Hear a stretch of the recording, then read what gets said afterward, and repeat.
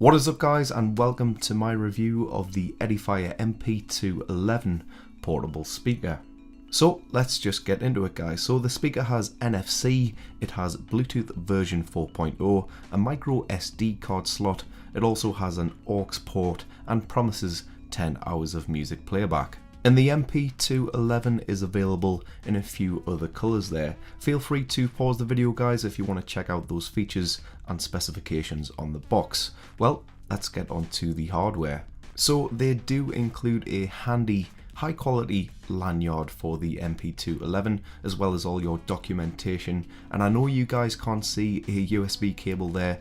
That's because this is a sample and I'm promised that there will be a USB cable there if you did decide to purchase this particular product. Now I've got to say guys, I really do love the dinky little design that this speaker has. It's absolutely tiny and it doesn't weigh a great deal either. And even though those rubber feet on the bottom of the device are tiny as well, they give you a hell of a lot of grip, and I think that is something a lot of manufacturers actually ignore. The grey rubber buttons on the top of the device are very clear, even to the touch, and give you a satisfying click when used. All your ports are clearly labelled, and have to say that I really like the overall design of the MP211. Alright guys, before we get onto that all important sound test, I want to talk a bit about the battery life. So the MP211 has a 950 milliamp hour battery inside of it. Where that doesn't sound very big or anything like that, it actually lasts a hell of a long time. It's advertised for 10 hours of playback, and yeah, I would totally agree with that. That's pretty much what I got from it too. So let's move on to that all important sound test guys. As always, I will not muck about with the audio. This is just how it sounds.